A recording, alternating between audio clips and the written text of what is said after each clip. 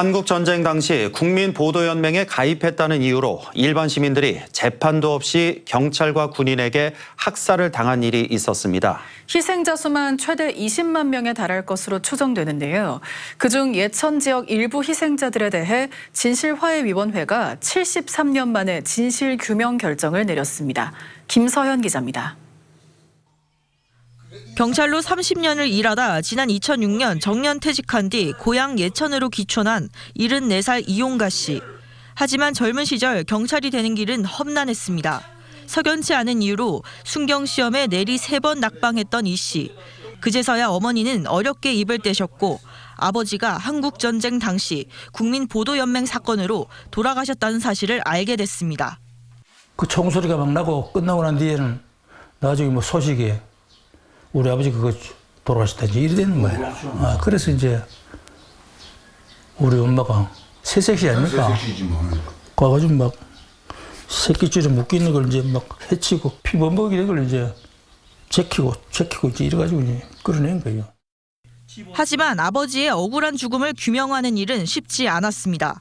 행여나 경찰이 된 아들이 해를 입을까 염려한 어머니의 반대가 강했던 겁니다. 이런 지하에 나는 꼴도 보기 싫고 다시 또 네가 현재 경찰에 있는데 왜 될는지도 모르고 하기 싫다 이게. 왜요? 아니 또 그런 참혹한 일이 다가올지 예상을 못하는 거지. 겁이 나서.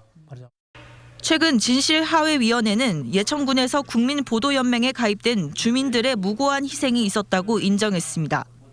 한국 전쟁이 발발한 직후인 1950년 7월 12일 인민군 한개 연대가 소백산을 넘어 예천까지 진입하자 후퇴를 준비하던 국군과 예천 경찰이 보도연맹에 가입된 주민들만 따로 불러낸 뒤 예천읍 고평리, 개포면 경진리, 용국면 산택리 3곳에서 총살한 겁니다.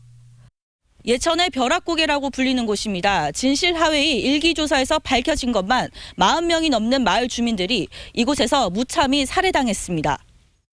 보도연맹에 가입된 좌익활동 경력자들이 인민군에 동조할지 모른다는 이유가 컸지만 소를 몰다 경찰에 살해당한 당시 22살 이용가 씨 아버지처럼 평범한 농부도 적지 않았습니다.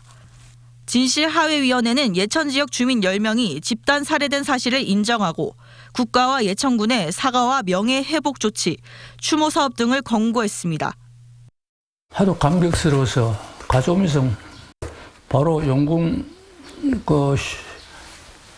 마트에 가가지고 포 하나 사고 술 하나 사고 과일 하나 참외 하나 사고 이래가지고 그 산소에 가서 간단히 고유를 혼자 했지 하고 한번 좀 눈물 좀 흘리고 저절로 눈물이 나오대. 지금까지 예천에서 진실규명이 결정된 보도연맹 희생자는 모두 69명이지만 유족들은 최대 150명에 이른다고 보고 있습니다. 하지만 재적 등본이나 조사 보고서 등 기록이 많지 않아 규명에 어려움이 큰 상황입니다. 서류상 근거가 지금 없다 그러니까 동네 사람 증언이나 가족 증언, 가족도 근데 거의 없어요 지금. 우리 아버지, 어머니, 할아버지, 할머니, 형님까지 돌아가셨으니까. 억울하게 가족을 잃었지만 다른 가족에게 폐가 될까 숨겨온 세월이 수십 년. 유족들은 더 늦기 전에 진실규명과 추모 관련 사업에 속도가 나기를 초조하게 기다리고 있습니다. MBC 뉴스 김서연입니다.